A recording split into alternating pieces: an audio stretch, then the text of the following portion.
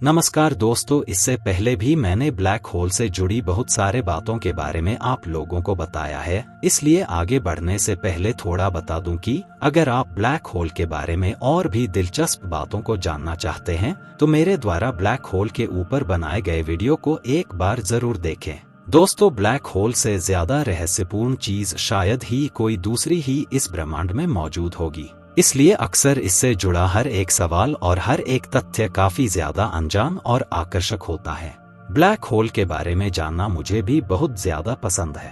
तो आज के इस वीडियोस में हम एक ऐसे ही ब्लैक होल से जुड़े आकर्षक सवाल के बारे में चर्चा करेंगे। आज हम बात करेंगे ब्लैक होल के अंदर गिरने से इंसान के ऊपर इसका क्या प्रभाव पड़ता है। जी हाँ दोस्तों, आप लोगों ने सही सुना। आज हम ब्लैक होल से जुड़ी शायद सबसे दिलचस्प और अनजान सवाल के जवाब को ढूंढने का प्रयास करेंगे। तो बने रहिए वीडियो के अंत तक।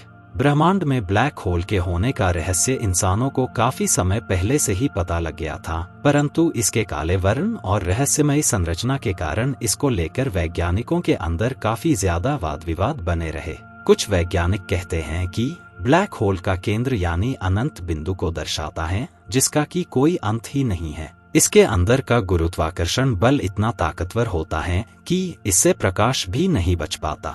इसलिए इसके अंदर प्रवेश करने के ख्याल से ही हमारे रोंगटे खड़े हो जाते हैं। कुछ वैज्ञानिक कहते हैं कि अगर कोई इंसान ब्लैक होल के अंदर प्रवेश करने की कोशिश भी करता है तो उसके शरीर के अंदरूनी अंग ब्लैक होल के असीमित गुरुत्वाकर्षण बल के कारण चारों तरफ फटकर बाहर आ जाएंगे, जो कि देखने से काफी दर्दनाक और अमानवीय लगेगा।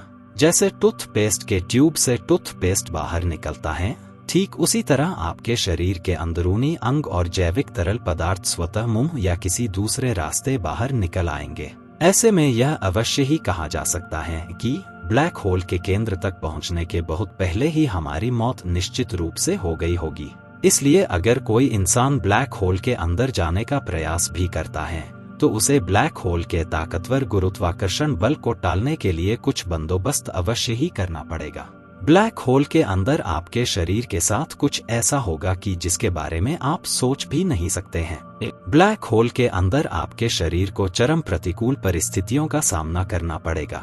वैज्ञानिक इसे समझने के लिए गुरुत्वाकर्षण बलों के सिद्धांतों की मदद लेते हैं। जब कोई भी चीज ब्लैक होल के पार चला जाता है तब उसका वापस लौटना लगभग असंभव ही है, क्योंकि इवेंट ऑफ होरिजोन को भी कहा जाता है, जहां पर ब्लैक होल का गुरुत्वाकर्षण बल इतना बढ़ जाता है कि इससे प्रकाश भी बाहर नहीं निकल सकता है। इसलिए जब आपका शरीर इवेंट ऑफ होरिजोन के पार चला जाएगा तो आपका वापस लौटना लगभग असंभव ही हो जाएगा। जब आपका शरीर धीरे धीरे ब्लैक होल के केंद्र की ओर बढ़ेगा तब आपका सर और आपके पांवों की उंगलियां विपरीत दिशा में खींचते हुए चले जाएंगे। परंतु बता दूं कि यह खिंचाव कुछ इस तरीके से होगा कि इससे आपका शरीर दो हिस्सों में नहीं बटेगी। जी हाँ, आपका शरीर पहले के भांति ही रहेगा, परंतु धीरे धीरे इसकी लंबाई बढ़ती जाएगी। इस प्रक्रिया को वैज्ञानिक कहते हैं, क्योंकि इस प्रक्रिया से आपका शरीर स्पगेटी में तब्दील हो जाएगी।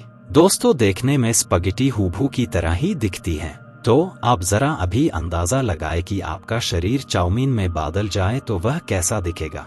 हालांकि यहाँ पर गुरुत्वपूर्ण बात यह है कि इतने भारी मात्रा में गुरुत्वाकर्षण बल को सहने के बाद भी हमारा शरीर काफी समय तक साबुत ही बचा रहता है। परंतु मित्रों, इस प्रक्रिया के कारण होने वाला दर्द शायद इंसानों के लिए इतना होगा कि वह इसी दर्द से ही अपना दम तोड़ दें।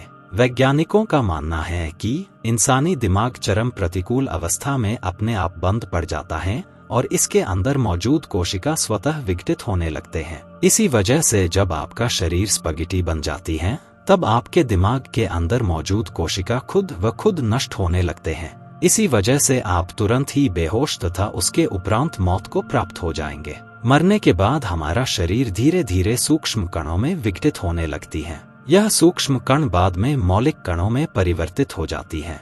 मौलिक कणों में परिवर्तित होने के बाद आखिर में हम सिंगुलैरिटी को प्राप्त करते हैं। सिंगुलरिटी के अवस्था में हमारे शरीर के मौलिक कण अति से अति सूक्ष्म हो जाते हैं। यहाँ ध्यान रखने वाली बात ये भी है कि एक बार सिंगुलरिटी को प्राप्त होने के बाद कोई भी चीज अपने मूल अवस्था में नहीं आ सकती।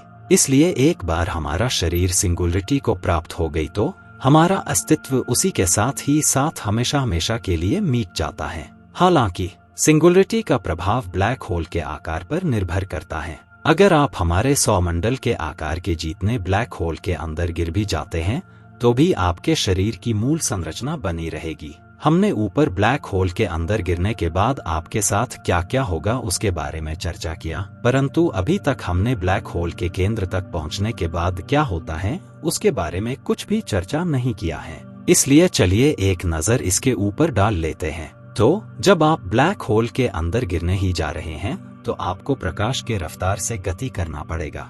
हालांकि इतने तेजी से गति करने के बाद भी जब आप ब्लैक होल के केंद्र की ओर धीरे धीरे बढ़ते हैं तो स्पेस टाइम धीरे धीरे धीमा होता जाता है। तो अगर ब्लैक होल के अंदर घड़ी पहन कर जाते हैं तो केंद्र की ओर बढ़ने के साथ ही साथ आपका घड़ी धीमी होती जाएगी। आपको ऐसा लगेगा कि जैसे समय थमता ही जा रहा है। यह बात ब्लैक होल के बाहर खड़े इंसान को ज्यादा अच्छे तरीके से पता चलेगा। यह सारी की सारी चीजें टाइम डायलेशन को दर्शाती हैं। इसके वजह से ब्लैक होल के अंदर पहले से गिरी हुई चीजों को आप देखा पाएंगे। वैसे इन्हें देखने के साथ ही साथ आप इन चीजों को उनके गिरने के समय में भी देख पाएंगे। इसके बाद अगर कोई चीज ब्लैक होल के अंदर आपके गिरने के बाद गिरती है तो भी आप उस चीज को अपने पीछे देख पाएंगे। दोस्तों अगर ये नॉलेज अच्छा लगा हो तो वीडियो को लाइक करके चैनल को सब्सक्राइब जरूर करिएगा। फिर मिलेंगे नेक्स्ट वीडियो में। जी धन्यवाद।